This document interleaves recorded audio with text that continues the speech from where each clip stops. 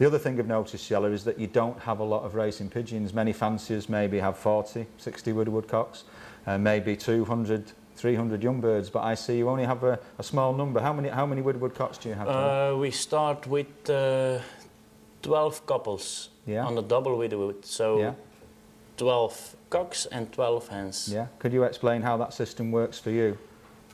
The hens stay in a sleep room. Yeah. We made a sleep room for the hens. Then we have it is face to the north. Then we have a loft with face to the south, and there are the boxes where they make their nest and everything with the cock. So they pair up, make a nest, having youngsters, everything. Yeah. They always come in on that loft also. Yeah. Yeah. Then we have our cocks. They go by a tunnel to their own loft, and they are on how you know if you say the chapels. Oh yeah, the perches, the big perches. Yeah, on the perches. Yeah. Yeah. Yeah. They stay on perches. I liberate for training from that loft. Yeah. They come inside on the main loft. Ah, so they stay in one also, loft, like a sleep loft. Yeah, they sleep on so the they perches, go from there. So of a night time they stay in the loft with the perches, the individual perches. Yeah. But after the daily training, they come on into the main loft where the boxes are. Back through the tunnel to the sleeping room, and the hens also. They come on the main loft. They train. Yeah. When they arrive, back inside on the main loft and back to the sleeping room. Yeah. So during the day, do the cocks stay in the main loft? No. No, they always go to the loft with the perches. Yeah. So the main loft, the cocks and hens are only together before the basketing. Yeah. This is true. In the beginning of the season, I train them also with my car. We bring them to 50 kilometers, 55 kilometers. That's the distance, I think. And when they come home, they stay together a few minutes and they go back, each to his own loft. Yeah. So typically before the racing season begins, when do you start to train the cocks and the hens for the preparation for the races? They start with training around the loft the end of February. Yeah. And at the end of March, I start with training by car. Yeah. 10 kilometers. 3 times 25 kilometers, and then with the club to 100 kilometers. Yeah. So you do not think you need to have lots of training for the older pigeons before the race season? No, when the condition is good before, no, it's not so important. No. I tried it also a few years ago, training to start with the training with the car at the end of January. And there's no difference. No. I believe this to be also true, that once they've learnt as young birds, obviously the training of the young birds is slightly different, but good yearlings and the 2-year-olds do not need many training with the car, but the regular exercise around the loft. I think it's more important you train them a lot between the big races. Yeah, that's more important. You think so? Yeah, with the car. With the car, yeah. Yeah, I do it. Yeah. I tried it a few years ago and everything, and it's only the same when you train them. Yeah. A lot before the big races is better than you train them a long time before the big races. So when the longer distances come along and maybe you have maybe 400 kilometre race and then the week after 5 or 550, 600 kilometre, do you find the pigeons still exercise well between the 2 long races? Maybe if the race is hard, do you still exercise around the loft in between? In the beginning of the week it's not so good, but at the end it's much better. Yeah. How long must they fly for, Jelle? Maybe do they still fly for the 1 hour? No. No? I never had. I'm gonna say that on another way. You have a lot of fanciers you hear, training 1 hour, 2 hours, 3 hours. Yeah. You think but I think it's with the way of how you feed your pigeon and everything. Which is something we will speak about very, very soon. You can only feed a pigeon if he gives much energy. You must put the energy back. Yeah. And I think a mistake a lot of English fanciers do make is that believe they must be always training 1 hour around the house, around the loft, and they do not feed heavy enough, and they are frightened to give too much corn. But maybe your system, when they have hard races, you put the energy back. Is this true with the way you feed your pigeons? They come home, they get a lot of food with the supplements and everything. I told before, and when you're ready again, I take my diet corn. Yeah. I put them on a diet for 1 day or 2 days. Yeah. And then I feed them up to the next race. Yeah, but I believe, talking to you, Jelle, that your system of feeding is you think from day to day. You look at the weather conditions, the length of the race, the effort the pigeon has given before. So the feeding is very much for you as a fancier. You have to think and feed the pigeon what he needs, depending on how he has raced, and also the wind conditions of the race are also important. So the feeding, would you say the feeding is an art form, or can you quickly learn how to feed Quickly pigeons? learn, yeah. Quickly learn. Yeah. It is something that English fanciers find important, but too many times they read how to feed, but are too frightened to change. I'm not the guy with the program. No. You have a lot of fanciers, they have a program and they follow day by day, and I don't do it because I change on a day maybe 6 times. Yeah. By my thought, then I'm gonna train well, or I'm gonna train them very well or not, or I'm changing every day. So I believe what you say is, Jelle, that observation, you must observe your pigeons. You have to look. You have to look. You also have the time to look to your pigeons. Indeed. So it is a teamwork between the fancier and the pigeon. That's good. That's true. Thank you, Jelle. It's very good.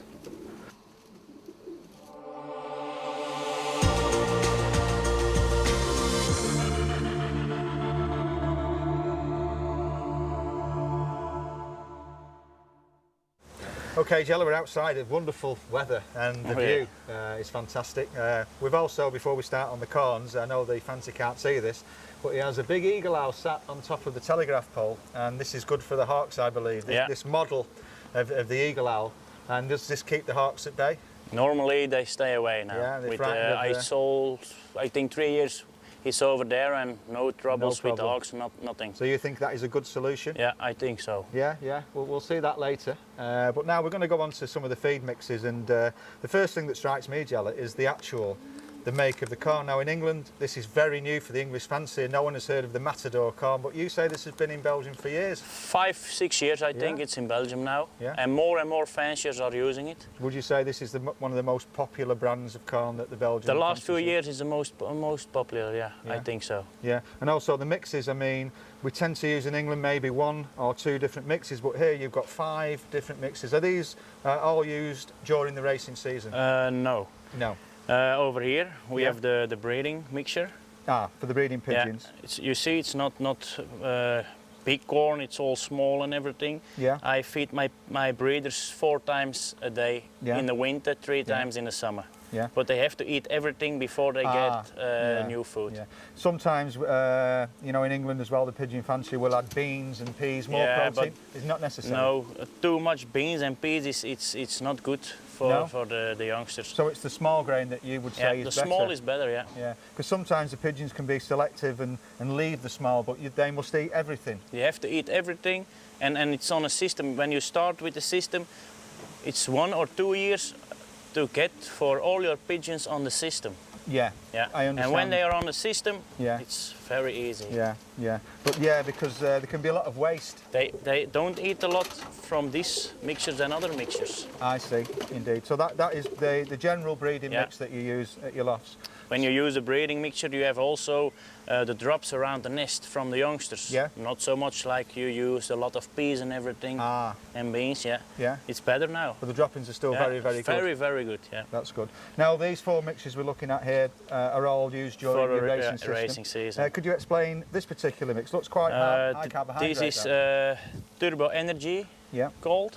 And I use it Wednesday and Thursday before the Thursday basketing for 500-600 kilometers. And I use on Wednesday and Thursday this corn. It's very fat-rich corn. High in the fat content. Yeah.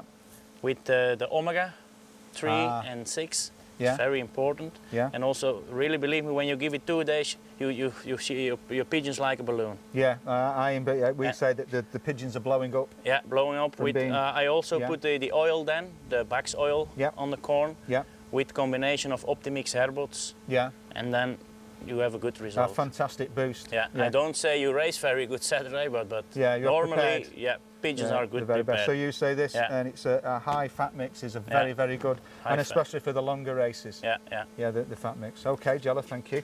This mix looks quite familiar to me as a breakdown, but there's also maize in this mix. Could you explain this one, please, Jelle? This one is the breakdown mixture, like you say, with the barley and everything, and I use it in the beginning of the week. So when they arrive on a Saturday, I give the turbo energy. Then I use on the Monday and the Tuesday morning, I use this corn to clean up the body and everything. And then I'm gonna take the racing mixture. Do you do this for the shorts, the vitesse, as well as the for the vitesse and the middle distance? You can use it a few more days. But do you use this for the fond, or is it just? No, for the long distance you use it only one day. When you race every week 400 or 500. You use it one day to clean, one day the pigeons, and then you build up to the next race. Perhaps on the Sunday. And then back on. Why not? You have to see when they arrive and everything. Again, you're using your head. When they arrive, you give them a lot of food to have more energy after the race, and then you clean the body up, and then you start to the next race. I like this because most breakdown mixtures don't have the maize, but it just adds a little bit more carbohydrate to the maize. It's not all just barley. There's more in that particular mix. Because it's important the pigeons this time. They have to race a lot and train and everything. So when you take it out, you've got to put it back in, basically. Okay, Jelle. Right, we've got 2 more to go, and this is. Would you say this was a sport mix? This is for a long distance. Yes. A lot more protein, like you see. I use it also one day in a week, one evening in a week, in combination with the racing mixture. Because when your pigeons has not enough protein in their body, they can eat them, and they have. So this is for the longer races. They've had a harder race. The muscles have been broken down, and we need to get some protein back in. What's in these mixes before we speak about the final one is the sunflower seed. Would you say that's the good oil? The good oil's in the sunflower. Also, why not? Which is a good thing. But this is more high protein. You would not use this for the vitesse, the short races. You would not use this. Matador use it a lot. No.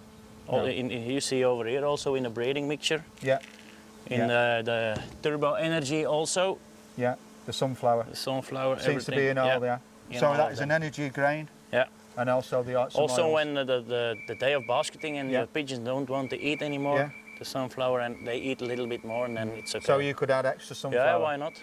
Because one of the problems, Jelle, that I found personally and other fancies have, that on the day of basketing, the pigeons don't want to eat as much. And you may need to put more corn into the pigeons. So you find they like the sunflower. Also, when they don't like to eat anymore, I mix some Bordeaux corn with yellow corn, maize, and a mixture of candy. And then I give it to my pigeons, because I use that mixture also when they come home from a training or a race, to when I whistle and I threw it on the loft. So it's their favourite mix. Okay, Jelle. And this final one out of the 5. That's normally racing mixture. But I use it also one evening in a week in combination with the long distance mixture. But I use mostly the high energy and the start, and one day this. So your base mix really is the start, premium start. Which is the breakdown mixture. The breakdown in the beginning, and then this one, because I told you my pigeons has to train a lot. Like this week, my youngsters came home on a Saturday, 5 hours racing from 360 kilometers. They get 2 days of this. They get 1 day this. The start, 2 days the turbo energy. Got to put it back into the pigeons. And then I start to train on Tuesday, Wednesday, Thursday, and tomorrow morning also. And they get every morning and evening this. So really, as lot as they want. Because you work your pigeons very hard. Yeah, they have to train a lot. So you have to feed. I mean, if you did not train as hard, you would obviously change your system and feed. It's true. No, they would be more like. Sometimes I have a week when it's calm. I use a few days the start, the breakdown mixture. So you have to see, and when it's 30, 35 degrees, I use also a little bit longer the breakdown mixture, because it's too much for the pigeon to digest. But this would be good, Jelle, because 3 or 4 days on this mix, as soon as you introduce the heavier mix, you then get the results. You have balloons, believe me. You have balloons. Very good. Thank you, Jelle.